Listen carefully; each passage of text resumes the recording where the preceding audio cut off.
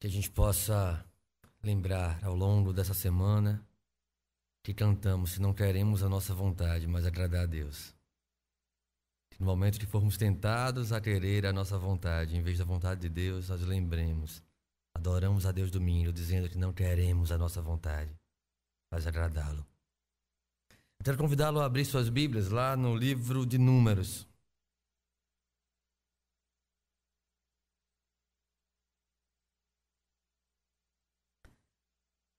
Números, no capítulo 11, a partir do verso 4.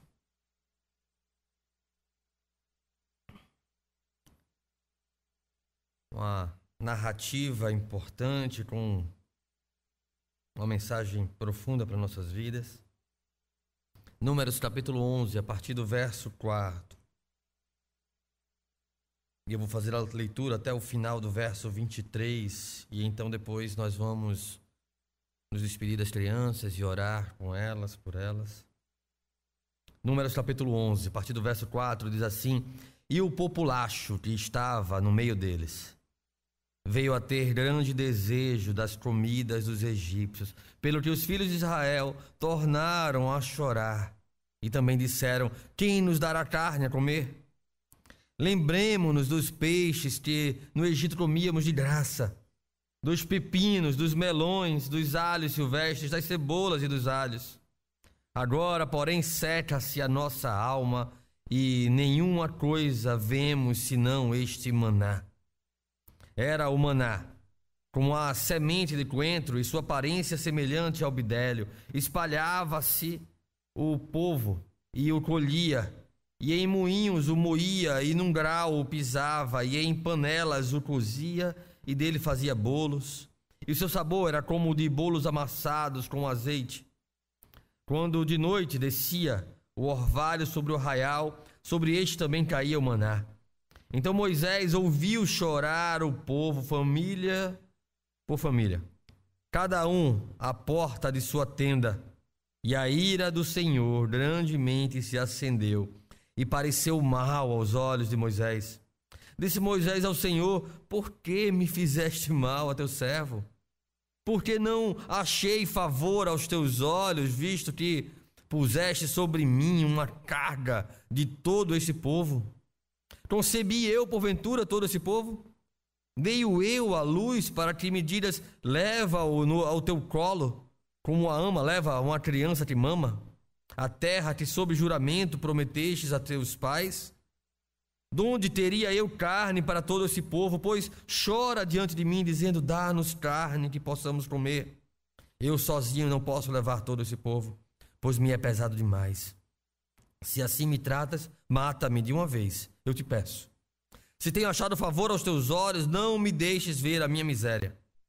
Disse o Senhor a Moisés: Ajunta-me 70 homens dos anciãos de Israel, que sabem serem anciãos e superintendentes do povo, e os trarás perante a tenda da congregação, para que assistam ali contigo.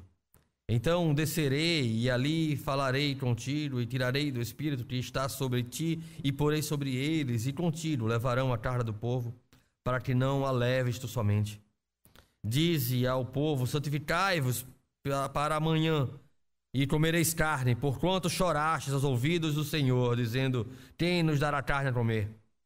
Íamos bem no Egito, pelo que o Senhor vos dará carne e comereis.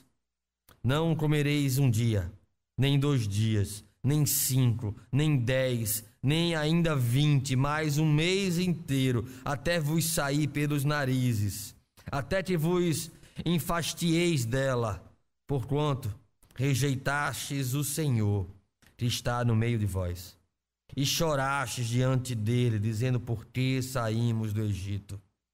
Respondeu Moisés: 600.000 homens de pé é este povo, no meio do qual estou, e tu disseste: dar-lhes-ei carne, e a comerão um mês inteiro. Matar-se-ão para eles rebanhos de ovelhas e de gado que lhes bastem? Ou se ajuntarão para eles todos os peixes do mar que lhes bastem?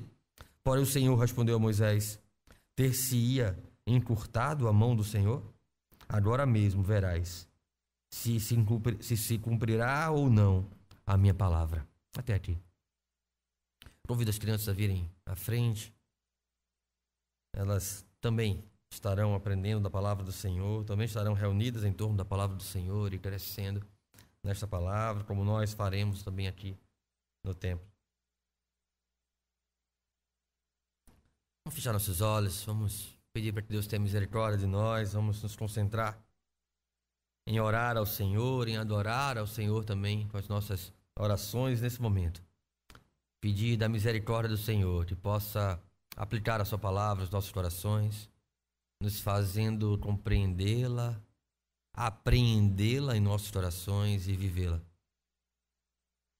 Senhor Deus, Pai Todo-Poderoso, louvado seja o Teu nome, Pai. Louvado seja por Tua graça sobre nós e também sobre esses pequeninos, Senhor, que possam achar diante de Ti misericórdia, que possam ter seus corações iluminados pela Tua Santa Palavra, que nós, Senhor, possamos ser agraciados pela compreensão da Tua Palavra, de modo que possamos e aprendamos a andar por ela, guiado e orientado por ela. Ó Deus, que todo o nosso meditar, que toda a nossa reflexão e exposição seja dirigida pelo Teu Santo Espírito para a Tua igreja, Pai, que Te adora nesse lugar. E que possamos, então, compreender qual a largura, a altura, a profundidade do Teu amor. E que a Tua vontade seja sempre soberana sobre nós. Te louvamos em nome de Jesus. Amém. Amém. Meus irmãos, se olharmos para os acontecimentos da história e ao longo de toda a história, nós muitas vezes, ou nós provavelmente, vamos ter um entendimento de que todos os movimentos de seus acontecimentos são cíclicos e não há nada de novo debaixo do céu, como nos sugeriu já alguém muito sábio. Porém, quando estudamos a história da redenção, a espinha dorsal das Escrituras, sob a ótica do pacto, do reino, quando nós estudamos aquilo que o Senhor revelou na sua palavra sobre o seu plano redentivo, nós aprendemos através das Escrituras que todos esses acontecimentos, eles se movem progressivamente, desde a criação, e de maneira que ascende até a consumação do plano que o Senhor então preparou para a sua igreja, para separar a sua igreja como povo de sua propriedade exclusiva, tendo o seu ápice então na restauração plena e na vinda do reino de um Deus poderoso e soberano sobre a história. A história da igreja é este caminho em direção à terra prometida, a história da nossa vida individualmente, da nossa família e da nossa vida individualmente. É a história desse caminho em direção à terra prometida. Esse é o nosso lar, esse é o lar que o Senhor propôs ao nosso coração no momento em que nos restaurou, que nos regenerou, para vivermos para a glória eterna dos céus. Um descanso esperado. A restauração da comunhão com o Senhor, a restauração da condição perdida por causa da queda lá em Gênesis 3.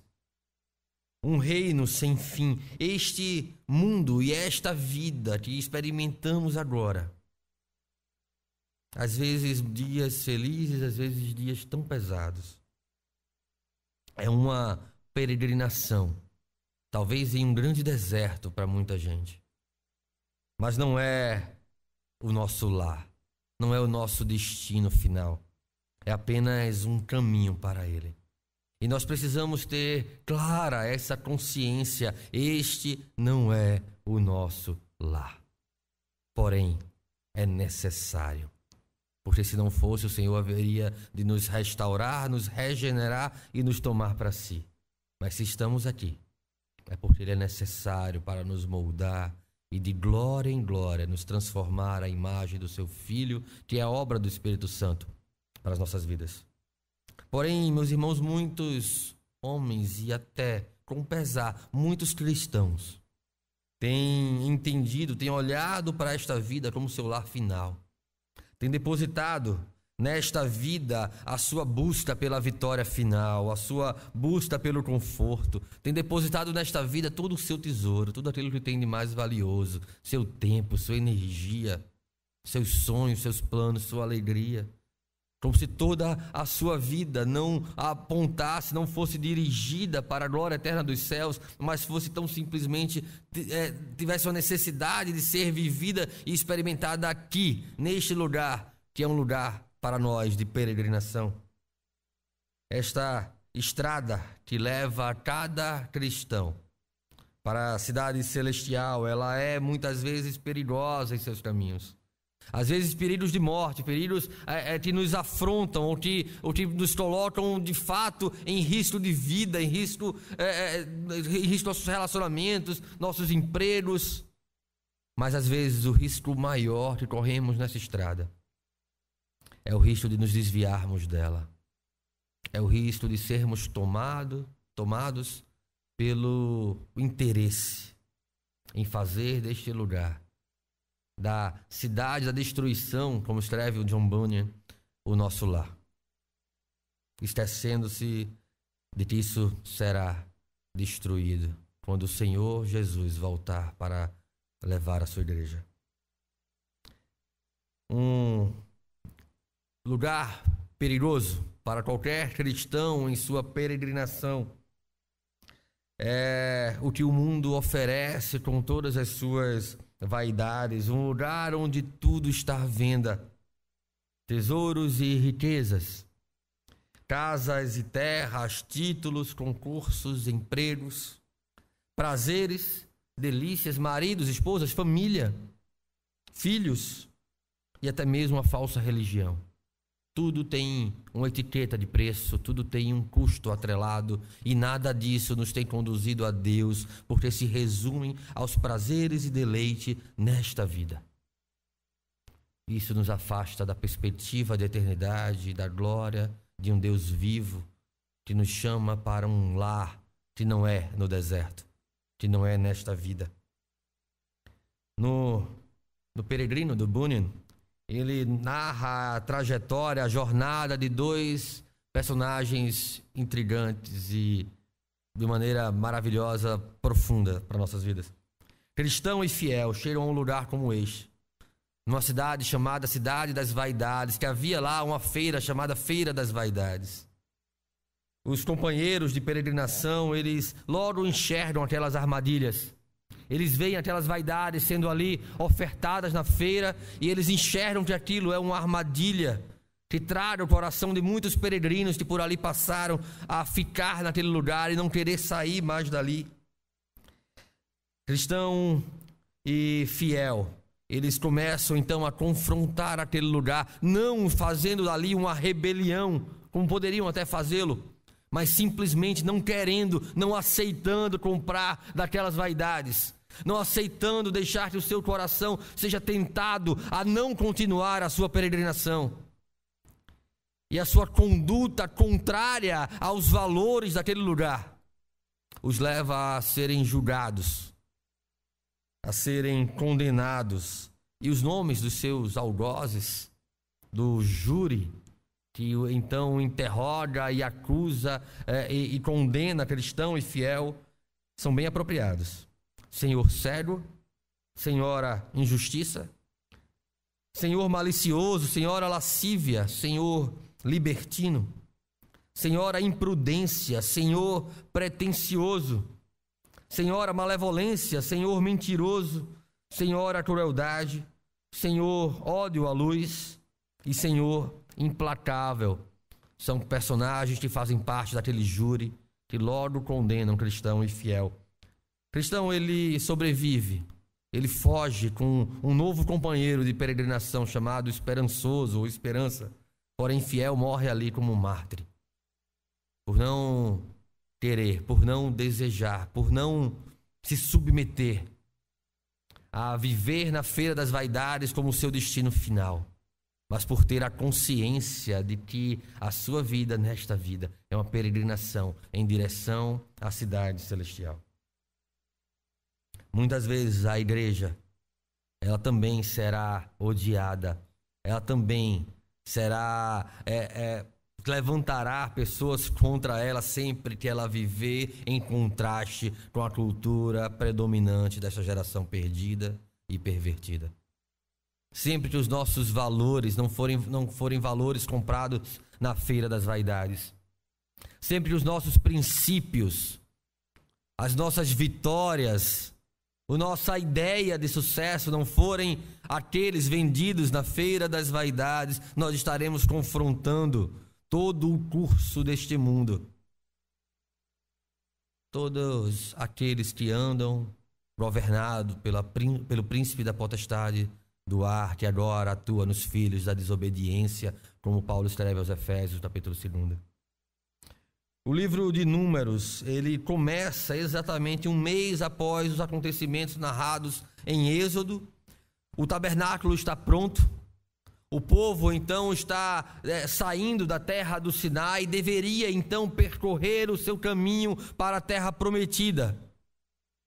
Eles deveriam desejar a terra prometida, eles deveriam buscar a terra prometida como uma coisa mais valiosa que poderiam ter, porque este era o destino que Deus havia estabelecido para eles. As promessas e obrigações dessa relação pactual estavam presentes em todo o relacionamento daquele povo com o seu Deus, como estão presentes em todo o relacionamento desta igreja com o Deus da igreja. Deus iria no meio deles, agora o tabernáculo estava pronto. Deus haveria de se manifestar no meio deles, conduzindo, participando, estando com eles no deserto, como Deus tem estado no meio da igreja ao longo de toda a sua história, fazendo com que as portas do inferno não prevaleçam contra ela. Quem sustenta a igreja, meus irmãos, não são os governos, não são as autoridades que permitem ou não nós estarmos aqui reunidos. Quem sustenta a igreja é o Deus da igreja.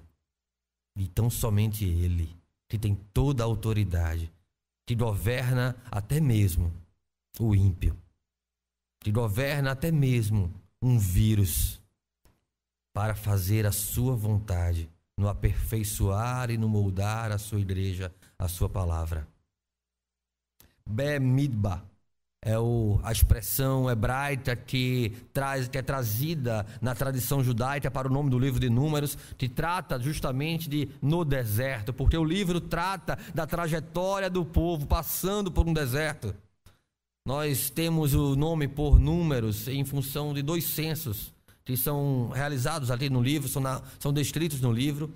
Mas a história da narrativa aqui é aquilo que o povo experimentou enquanto estava no deserto, enquanto atravessava aquele deserto, enquanto trocava de uma geração para outra, porque não ouviu a voz do seu Senhor e não guardou no coração a sua aliança e o desejo da promessa do Senhor.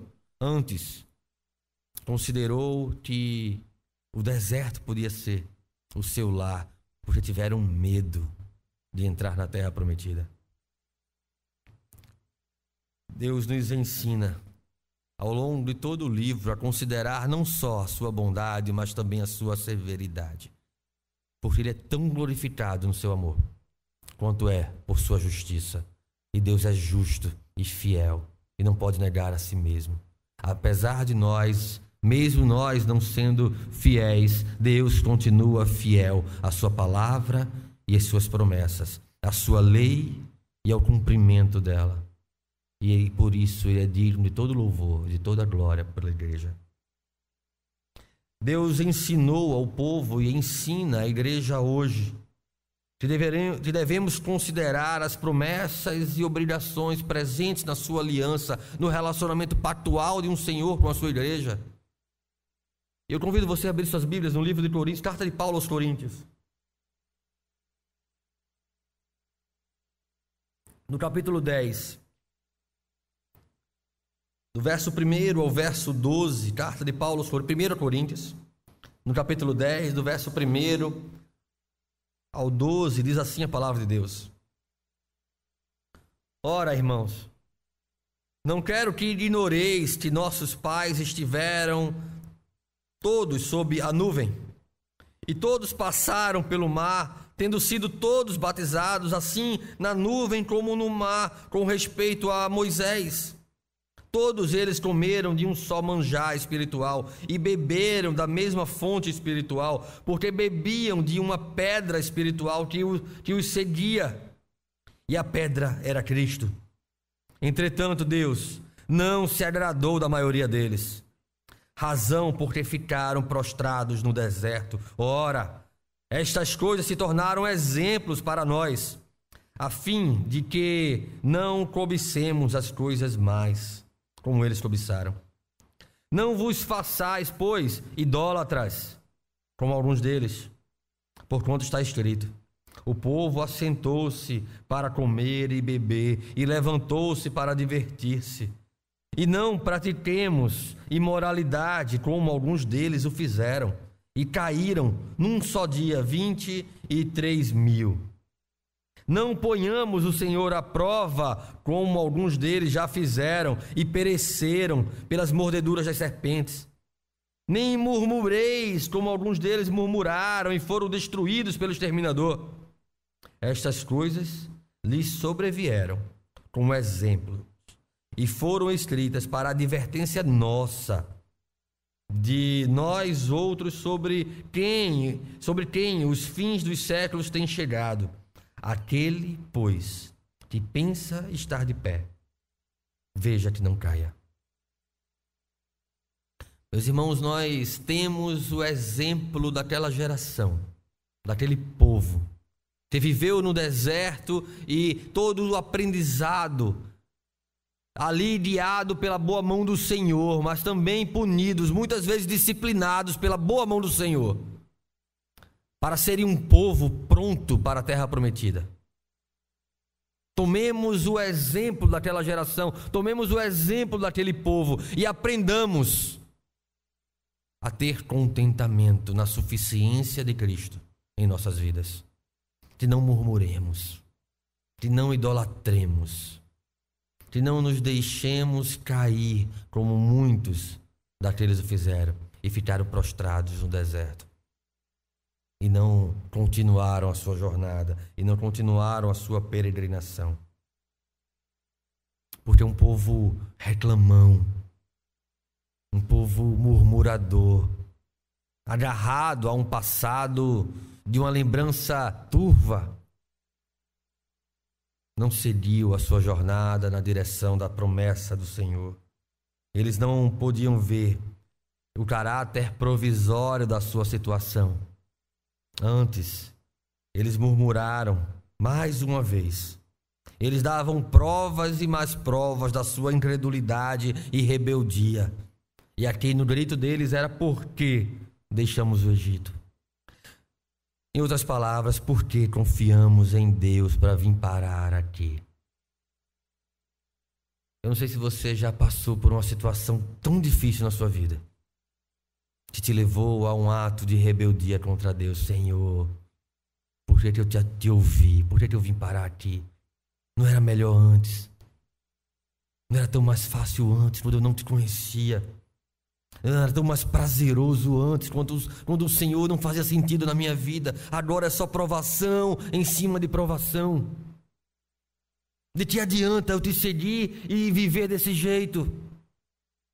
De que adianta, então, eu subordinar a minha vida à tua palavra e viver provações tão difíceis, angústias tão duras, momentos de tribulações tão agudos na minha vida?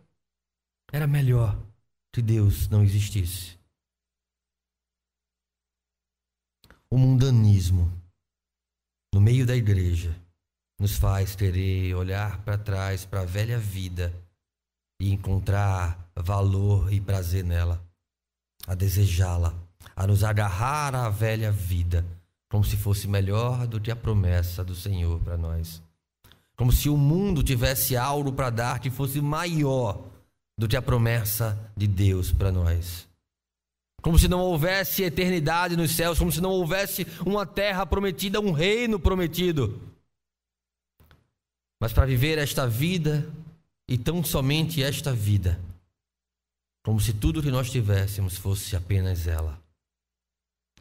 Verso 4 e 5 do capítulo 11, capítulo 11 de Números, diz assim: E o populacho que estava no meio deles veio a ter grande desejo das comidas dos egípcios, pelo que os filhos de Israel tornaram a chorar, e também disseram: Quem nos dará carne a comer? Lembramo-nos dos peixes que no Egito comíamos de graça, dos pepinos, dos melões, dos alhos silvestres, das cebolas e dos alhos. Dúvidas sobre as suas decisões.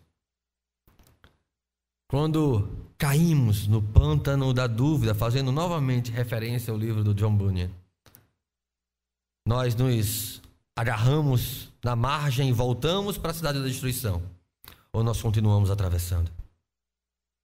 Quando caímos na dúvida das dificuldades da nossa vida, qual é a nossa reação? Confiança em Deus? Ou boas lembranças da velha vida que nos façam retroceder a ela? O populacho, o vulgo, aqueles que o Senhor havia dito lá na ordenança do Egito, de saída do Egito: não levem ninguém com vocês. O povo que não era igreja, no meio da igreja, começou a inflamar o coração da igreja contra o seu Deus. Começou a tragar o entendimento da igreja. Começou a conduzi-los para um caminho que não era o caminho que o Senhor os havia dirigido. O populacho, o vulgo, como algumas tradições trazem, é o mundo dentro da igreja. É o mundanismo dentro da igreja. Ele entra sutil. Ele fica. Porque nós gostamos de passar a mão na cabeça. Jesus te ama, Jesus te ama. E nós esquecemos que Deus não é só amor, Deus é justiça, Deus é disciplina. Compromisso com Deus exige responsabilidade. Compromisso com Deus exige mudança de vida, mudança de atitude. Mas o populacho no meio da igreja começa a influenciar a igreja. E então, quando se sentem desconfortáveis, logo querem sair daqui. Já viram isso? Conheceram pessoas assim? Parecem igreja. Fecha um olhinho, levanta a mão. Mas logo que começa a ficar mais difícil,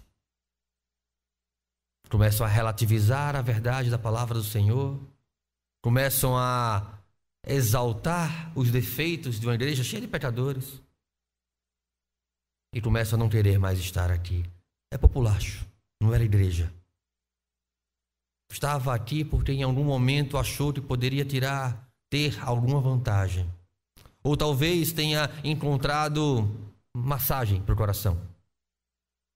Mas nunca tiveram suas vidas transformadas de verdade. Desejam o afago e o conforto da igreja, tanto quanto desejam a sensualidade, tanto quanto desejam a pornografia, tanto quanto desejam os prazeres mundanos, tanto quanto desejam o sexo fora da aliança. Populacho no meio da igreja. Querem seus filhos, talvez, na igreja, para não terem dor de cabeça lá fora, mas não querem compromisso com a igreja. Não querem responsabilidades como pais. Não educam nas escrituras, não são exemplos de compromisso com a igreja do Senhor. No mundo de Darwin, nós nascemos, crescemos e morremos. Então é melhor aproveitar tudo que nós temos, porque, afinal de contas, só temos essa vida. Prega o racionalismo desse mundo. Freud diz que devemos buscar o maior prazer possível nessa vida, e a nossa felicidade vai estar atrelada ao prazer que então tivermos. E ainda mais profundamente, o racionalismo vai dizer que o mundo é tudo que nós vemos e não há nada além disso. Se essa é a realidade do coração de vocês, se essa é a realidade do coração do populacho, o que ele mais tem a fazer é usufruir dessa vida, porque realmente vai ser tudo que eles têm. A conta vai chegar. Cristo haverá de vir julgar as nossas obras, separar as suas ovelhas dos bodes. E então nós compreenderemos o quanto importou termos a nossa vida comprometida com a verdade do Evangelho. Termos o nosso coração transformado pela verdade do Evangelho. 1 João, capítulo 2, primeira epístola de João, capítulo 2, dos versos 15 a 17, diz a palavra do Senhor: não ameis o mundo, nem as coisas que há no mundo. Se alguém amar o mundo, o amor do Pai não está nele. Porque tudo que há no mundo, a concupiscência da carne, a concupiscência dos olhos e a soberba da vida não procedem do Pai, mas do mundo. Ora, o mundo passa, bem como a sua concupiscência. Aquele, porém, que faz a vontade de Deus permanece eternamente. O desejo de Israel, do povo de Deus ali naquele deserto, ali ao redor daquele tabernáculo, ali conduzido pelo Senhor, o desejo de Israel, o seu amor pelo seu passado, não era uma vontade casual, era algo que os levava a chorar de lamento, como diz as Escrituras. Eles desejaram ardentemente no seu coração não estar ali sobre o governo e a direção do Senhor. E desejaram voltar para a velha vida, para os velhos prazeres do Egito, considerando que as coisas que ali, naquela sua vida de serviço, de escravidão no Egito, mas que eles tinham ali, poderia ser melhor do que atravessar um deserto com Deus, do que atravessar uma dificuldade com Deus. No momento que caíram no pântano da dúvida, agarraram-se com a margem das suas costas de volta e quiseram voltar para a terra, para a cidade da destruição. Fazia apenas 2 anos desde que saíram do Egito, e parece que a sua memória já não era, consideravam servir no Egito como algo superior, como algo melhor, como algo digno de choro, de pranto, do que viver sob o cuidado de Deus. As lembranças dos momentos de satisfação do pecado, de idolatria, da vida atraente do Egito para eles parecia algo mais valioso do que viver como igreja, na dependência do Deus vivo. Lembranças de como era bom, como tinha prazer. E os olhos se iam ficando fixados, presos nessas coisas passadas, como uma rede que vai nos envolvendo. Nós vamos alimentando aquelas coisas, nós vamos nos alimentando os tempos prazerosos da velha vida. Isso vai nos enredando, isso vai nos escravizando e nos distanciando de Deus, nos embaraçando no nosso progredir de fé em fé. E então nós somos tentados a cair. Em Lucas capítulo 9, verso 62, diz a palavra de Deus no verso... Lucas capítulo 9, no verso 2, diz a palavra de Deus: mas Jesus lhes replicou: ninguém que tendo pondo a mão no arado olha para trás é apto para o reino de Deus. Meus irmãos, o povo de Deus no Egito, no deserto. O povo de Deus no deserto, depois de caminhar com Deus, depois de experimentar as maravilhas que Deus realizou para libertá-los da mão de Faraó, depois de passar pelo Mar Vermelho, como no Salmo que nós lemos relata, como passando por meio do Mar Vermelho, como quem passa num deserto, a pés secos, o povo havia esquecido de que dependia de Deus e queriam as coisas da velha vida, que correspondiam à sua velha natureza de escravidão, servidão e idolatria. Muita religiosidade, pouca experiência. Muitas vezes nós reclamamos da igreja. Isso faz ficar desinteressante ser cristão. É muita doutrina, é muita palavra. Eu quero experimentar, quero ver o chão tremer. E quando a igreja não é aquilo que nós gostaríamos que ela fosse, a igreja não atende às nossas expectativas, as pessoas não são o que nós gostaríamos de determinar que elas fossem, então tudo parece ficar desinteressante no mundo cristão. E aí a velha vida parece ficar mais atraente. Deus não é mais suficiente. E então nós precisamos de acessórios a Deus. Ah, não, mas eu continuo religioso, eu vou à igreja no domingo, eu só não tenho mais compromisso com ela. Até o momento que eu tenho compromisso com tantas outras coisas que eu já nem vou mais à igreja no domingo. Eu já nem me achego mais a Deus. Até o momento que eu já passo a duvidar se Deus de fato existe. Quando nós estamos no pecado, nós nunca estamos satisfeitos. Cristo diz que a água que Ele tem para dar, a água que continuamente bebermos dele, fará com que nunca mais voltemos a sentir sede.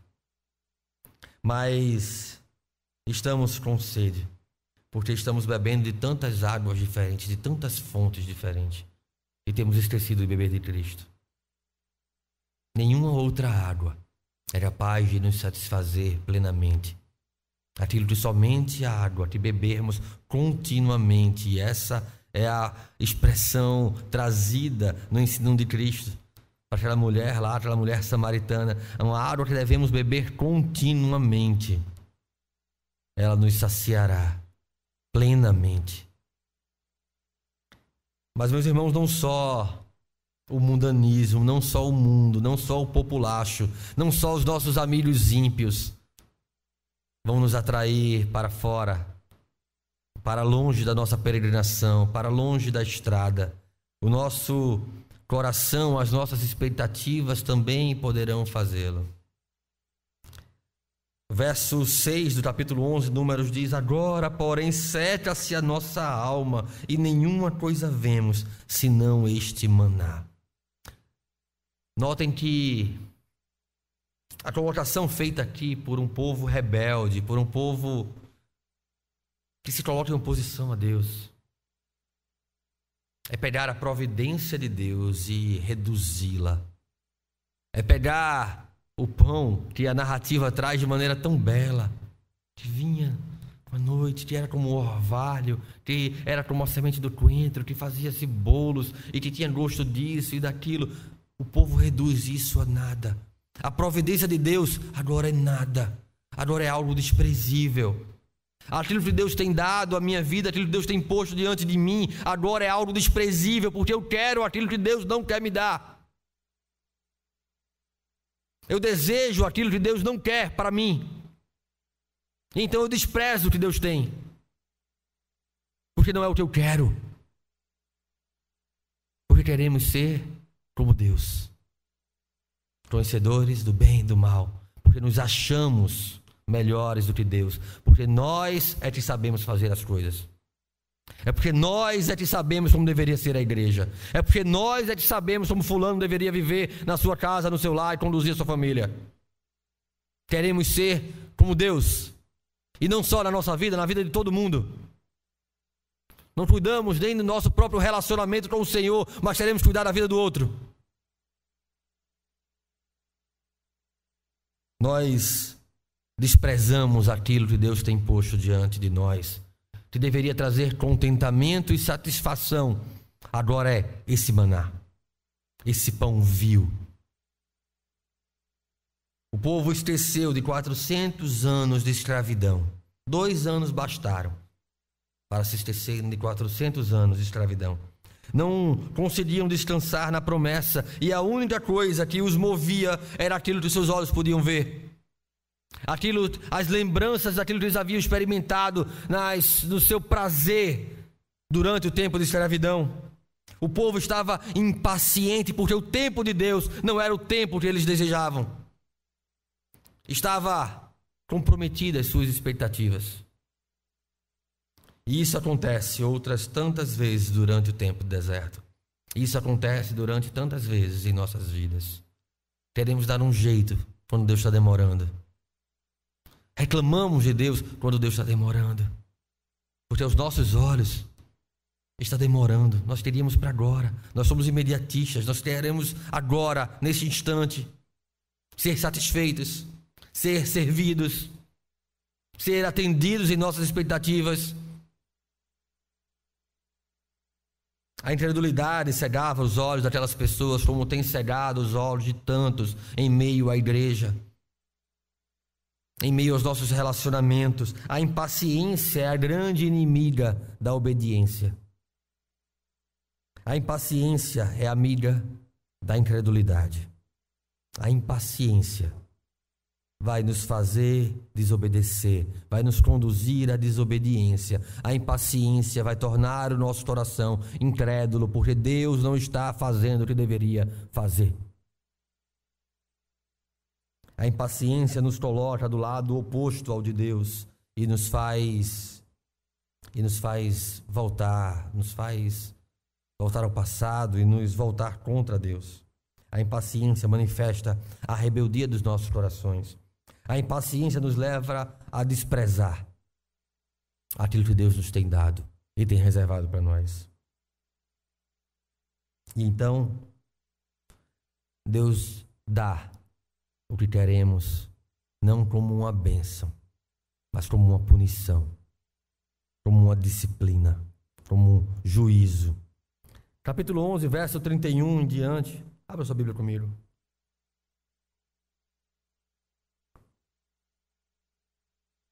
Números capítulo 11, a partir do verso 31.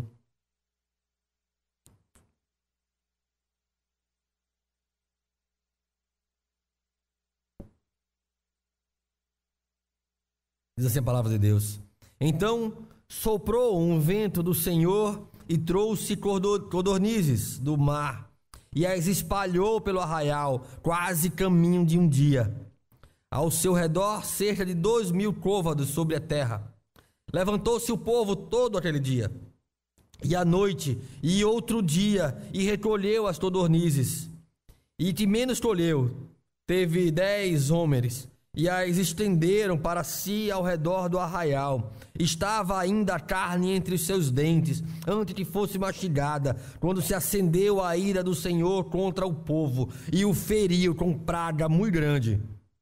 Pelo que o nome daquele lugar chamou-se Kibroth Atavá, porquanto ali enterraram o povo que teve desejo das comidas dos egípcios. O bem tornou-se mal, o querer tornou-se maldição. O pecado, meus irmãos, o pecado, igreja, ele tem poder por causa das suas promessas. O pecado tem poder sobre as nossas vidas, a nos conduzir a Ele por causa das suas promessas. Muitas vezes, nós nos relacionamos com o pecado como alguém que coloca, então, a promessa do pecado sobre um lado desta gangorra e as consequências do pecado do outro lado. Se nós entendermos em nosso coração enganoso que a promessa é maior do que a consequência, nós consideramos pecar. Se nós entendermos em nosso coração que a consequência é pior, talvez nós não decidamos por ele. Mas o pecado sempre vem carregado com promessas.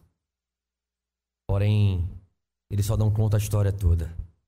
Ele só não conta o que vem depois da oferta da sua promessa. Nós pecamos porque acreditamos nas promessas enganosas do pecado.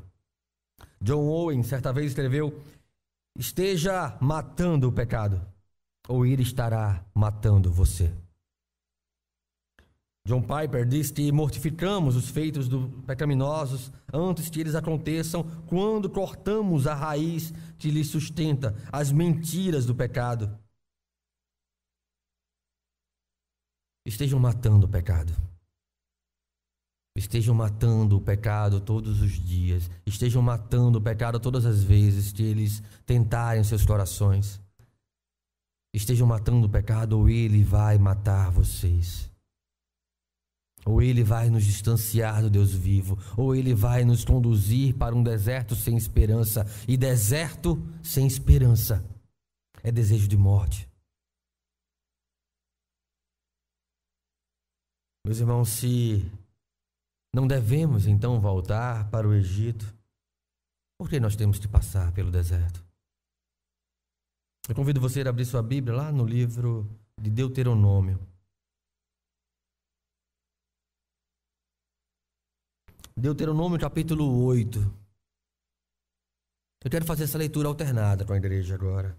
Deuteronômio capítulo 8. Nós vamos fazer a leitura do verso 3 ao verso 19.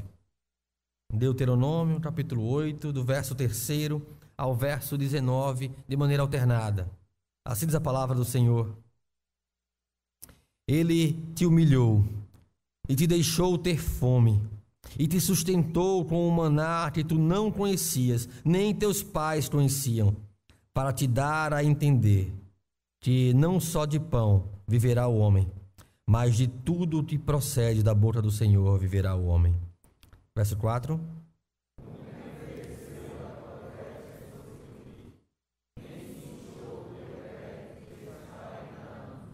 Sabe, pois, no teu coração, que como um homem disciplina seu filho, assim te disciplina o Senhor teu Deus.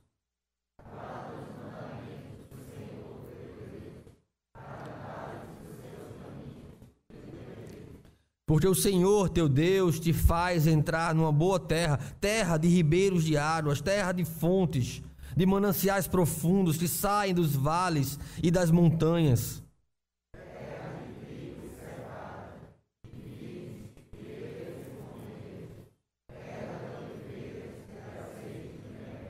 Terra em que comerás o pão sem escassez, e nada te faltará nela, terra cujas pedras são ferro e cujos montes cavarás o cobre.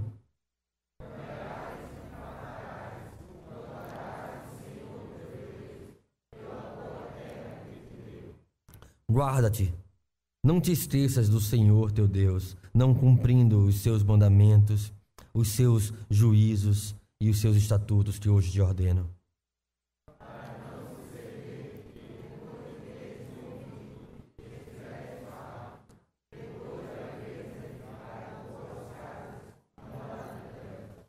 Depois de se multiplicarem os teus gados e os teus rebanhos, e se aumentar a tua prata e o teu ouro, e ser abundante tudo quanto tens.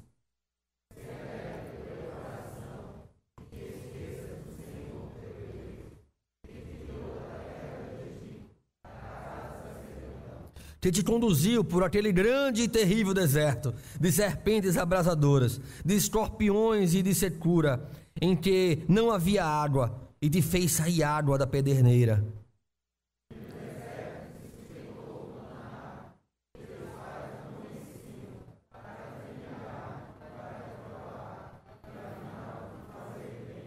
Não diga, pois, no teu coração: a minha força e o poder do meu braço me adquiriram estas riquezas.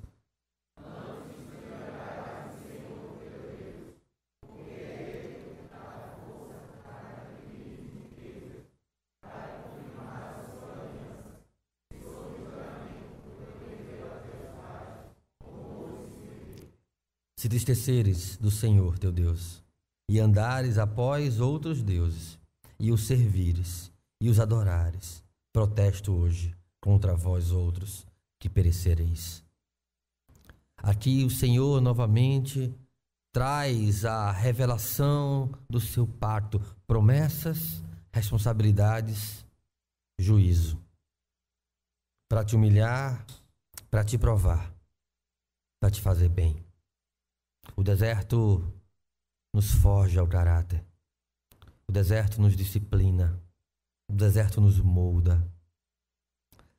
Situações difíceis, diziam então os puritanos, são como providências amargas do Senhor, para nos fazer mais parecidos com Cristo. Adversidades são muitas vezes o jeito que Deus quebra as amarras que nos prendem a esta vida.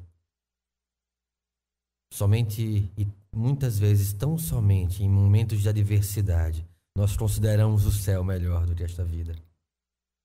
Normalmente nós estamos tão acomodados, tão satisfeitos, tão confortáveis com esta geração, com esta cultura, com esta rotina, que nos esquecemos que estamos aqui como peregrinos, em direção ao nosso lar.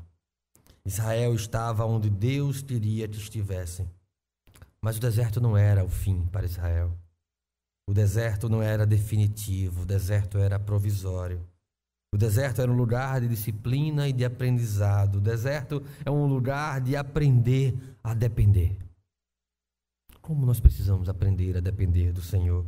Verso 17 do texto de Deuteronômio, ele vai dizer isso. Não diga, pois, no teu coração, a minha força e o poder do meu braço me adquiriram essas riquezas.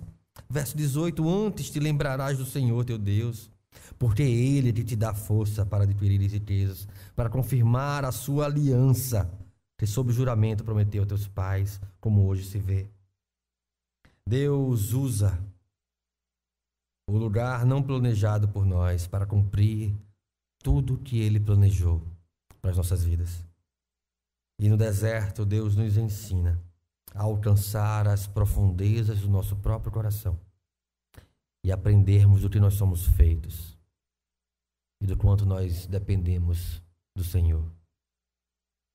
Queria convidá-los a fechar os seus olhos nesse momento e, diante da palavra que expusemos, que nós possamos nos lembrar e nos arrepender daquilo que estamos fazendo, como se este lugar fosse o nosso fim, nosso destino final. Quero convidá-lo a, orando ao Senhor, que possa fazer um concerto, um pacto, uma aliança com o Senhor, de que passando o que passarmos, permaneceremos inabaláveis, que Deus, e essa certeza precisa ser firme no nosso coração, Deus não nos chamou para um conforto, Deus nos chamou para a fidelidade. Pai bendito, todo-poderoso Deus, ó Pai, louvado seja o teu nome, Senhor, porque tu és um Deus gracioso, um Deus que atravessa conosco o deserto, um Deus que está do nosso lado não só em pastos verdejantes, mas também num vale escuro como a sombra da morte,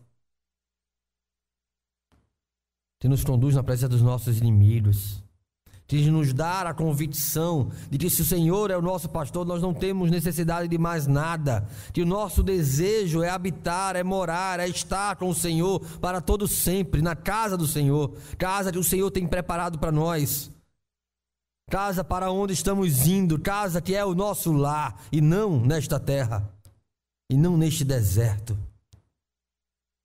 mas que enquanto estivermos aqui, Senhor, nós aprendamos que dependemos do Senhor, que tudo que nós temos vem do Senhor, que nós tenhamos contentamento, satisfação na suficiência de Cristo para nós, e todas as demais coisas sejam como acréscimos em nossas vidas. Em nome de Jesus.